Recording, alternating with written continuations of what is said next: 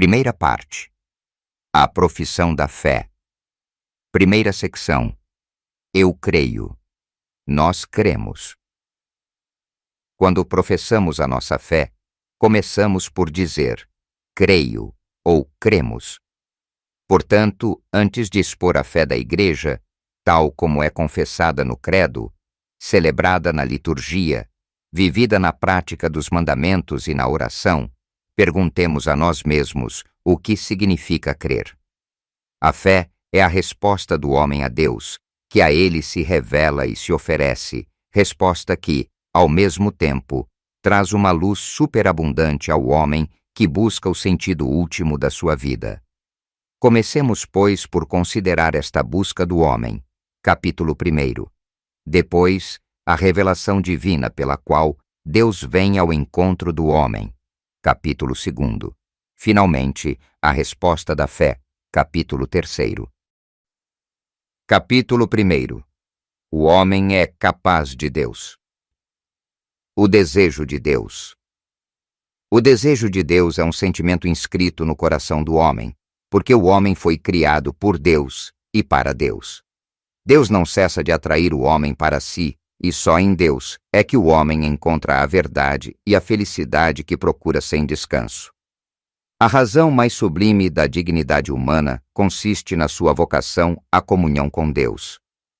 Desde o começo da sua existência, o homem é convidado a dialogar com Deus, pois se existe, é só porque, criado por Deus por amor, é por Ele, e por amor, constantemente conservado. Nem pode viver plenamente segundo a verdade, se não reconhecer livremente esse amor e não se entregar ao seu Criador. De muitos modos, na sua história e até hoje, os homens exprimiram a sua busca de Deus em crenças e comportamentos religiosos, orações, sacrifícios, cultos, meditações, etc.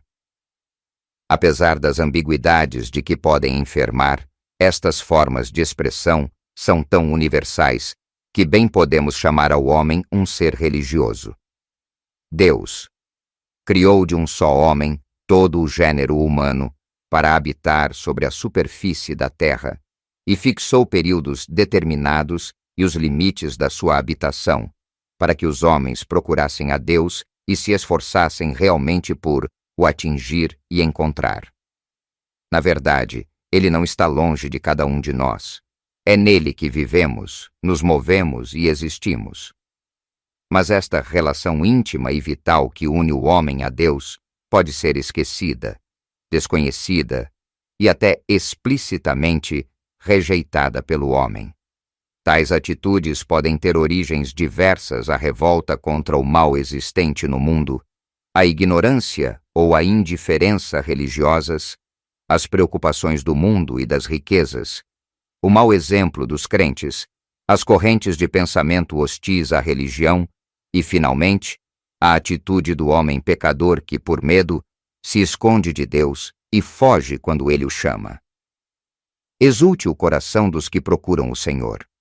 Se o homem pode esquecer ou rejeitar Deus, Deus é que nunca deixa de chamar todo o homem a que o procure, para que encontre a vida e a felicidade. Mas esta busca exige do homem todo o esforço da sua inteligência, a rectidão da sua vontade, um coração recto, e também o testemunho de outros que o ensinam a procurar Deus. És grande, Senhor, e altamente louvável. Grande é o teu poder e a tua sabedoria é sem medida.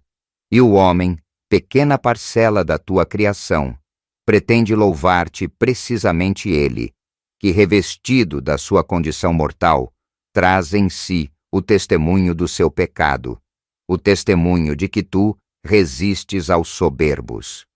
Apesar de tudo, o homem, pequena parcela da tua criação, quer louvar-te. Tu próprio a isso o incitas, fazendo com que ele encontre as suas delícias no teu louvor, porque nos fizeste para ti, e o nosso coração não descansa enquanto não repousar em ti.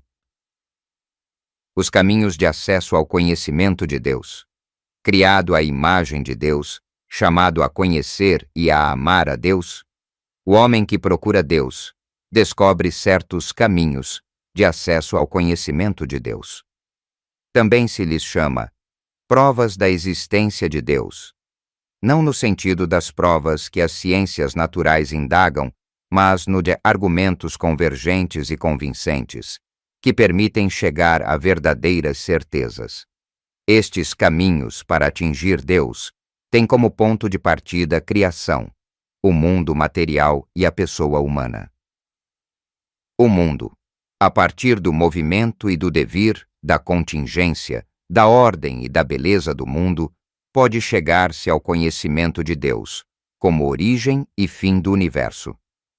São Paulo afirma a respeito dos pagãos: o que se pode conhecer de Deus, manifesto para eles, porque Deus lhe o manifestou. Desde a criação do mundo, há perfeições invisíveis de Deus, o seu poder eterno e a sua divindade tornam-se pelas suas obras, visíveis à inteligência. E Santo Agostinho interroga a beleza da terra, interroga a beleza do mar, interroga a beleza do ar que se dilata e difunde, interroga a beleza do céu, interroga todas estas realidades. Todas te respondem: estás a ver como somos belas? A beleza delas é o seu testemunho de louvor conféssio. Essas belezas sujeitas à mudança, quem as fez, senão o belo Pedéter, que não está sujeito à mudança? O homem, com a sua abertura à verdade e à beleza, com o seu sentido do bem moral, com a sua liberdade e a voz da sua consciência, com a sua ânsia de infinito e de felicidade, o homem interroga-se sobre a existência de Deus. Nestas aberturas, ele detecta sinais da sua alma espiritual, germen de eternidade que traz em si mesmo, irredutível à simples matéria, a sua alma só em Deus pode ter origem. O mundo e o homem atestam que não têm em si mesmos nem o seu primeiro princípio, nem o seu fim último, mas que participam do ser em si, sem princípio nem fim. Assim, por estes diversos caminhos, o homem pode ter acesso ao conhecimento da existência de uma realidade que é a causa primeira e o fim último de tudo, e a que todos chamam Deus. As faculdades do homem tornam-no capaz de conhecer a existência de um Deus pessoal. Mas, para que o homem possa entrar na sua intimidade, Deus quis revelar-se ao homem e dar-lhe a graça de poder receber com fé esta revelação. Todavia, as provas da existência de Deus podem dispor para a fé e ajudar a perceber que a fé não se opõe à razão humana. O conhecimento de Deus, segundo a Igreja. A Santa Igreja, nossa Mãe, atesta e ensina que Deus, princípio e fim de todas as coisas, pode ser conhecido com certeza pela luz natural da razão humana, a partir das coisas criadas. Sem esta capacidade, o homem não poderia acolher a revelação de Deus. O homem tem esta capacidade porque foi criado à imagem de Deus. Nas condições históricas em que se encontra, o homem experimenta, no entanto, muitas dificuldades para chegar ao conhecimento de Deus só com as luzes da razão. Com efeito, para falar com simplicidade, apesar de a razão humana poder verdadeiramente, pelas suas forças e luz naturais, chegar a um conhecimento verdadeiro e certo de um Deus pessoal, que protege e governa o mundo pela sua providência, bem como de uma lei natural inscrita pelo Criador nas nossas almas, há, contudo, bastantes obstáculos que impedem esta mesma razão de usar eficazmente e com fruto o seu poder natural, porque as verdades que dizem respeito a Deus e aos homens ultrapassam absolutamente a ordem das coisas sensíveis, e quando devem traduzir-se em actos e informar a vida, exigem que nos demos e renunciemos a nós próprios. O espírito humano, para adquirir semelhantes verdades, sofre dificuldade da parte dos sentidos e da imaginação, bem como dos maus desejos nascidos do pecado original. Daí deriva que em tais matérias os homens se persuadem facilmente da falsidade, ou pelo menos, da incerteza das coisas que não desejariam fossem verdadeiras. É por isso que o homem tem necessidade de ser esclarecido pela revelação de Deus, não somente no que diz respeito ao que excede o seu entendimento, mas também sobre as verdades religiosas e morais que de si não são inacessíveis à razão, para que possam ser, no estado atual do gênero humano, conhecidas por todos sem dificuldade, com uma certeza firme e sem mistura de erro. Como falar de Deus? Ao defender a capacidade da razão humana para conhecer Deus, a Igreja exprime a sua confiança na possibilidade de falar de Deus a todos os homens e com todos os homens. Esta convicção está na base do seu diálogo com as outras religiões, com a filosofia e as ciências, e também com os descrentes e os ateus. Mas dado que o nosso conhecimento de Deus é limitado, a nossa linguagem, ao falar de Deus, também o é. Não podemos falar de Deus senão a partir das criaturas e segundo o nosso modo humano limitado de conhecer e de pensar. Todas as criaturas são portadoras de uma certa semelhança de Deus, muito especialmente o homem, criado à imagem e semelhança de Deus. As múltiplas perfeições das criaturas, a sua verdade, a sua bondade, a sua beleza, reflectem, pois, a perfeição infinita de Deus. Daí que possamos falar de Deus a partir das perfeições das suas criaturas.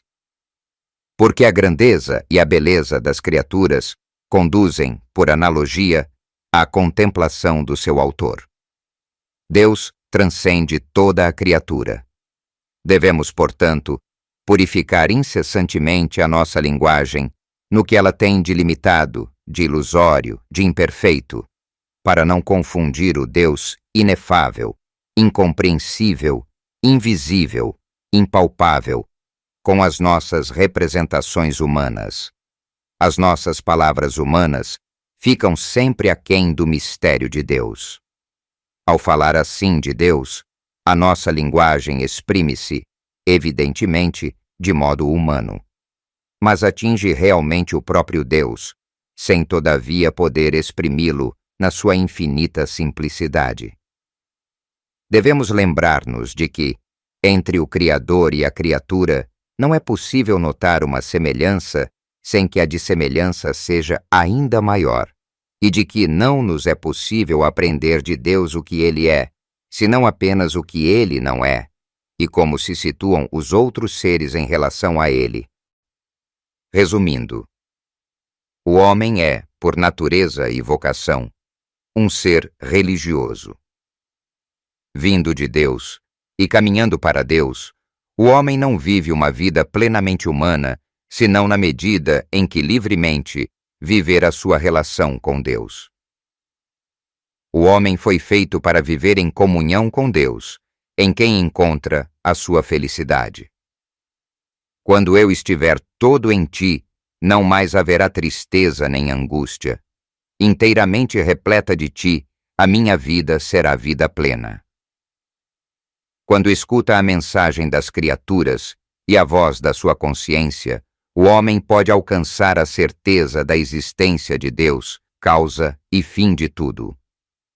A Igreja ensina que o Deus único e verdadeiro, nosso Criador e Senhor, pode ser conhecido com certeza pelas suas obras, graças à luz natural da razão humana. Nós podemos realmente falar de Deus partindo das múltiplas perfeições das criaturas, semelhanças de Deus infinitamente perfeito, ainda que a nossa linguagem limitada não consiga esgotar o mistério. A criatura sem o Criador esvai-se. Por isso, os crentes sentem-se pressionados pelo amor de Cristo a levar a luz do Deus vivo aos que o ignoram ou rejeitam.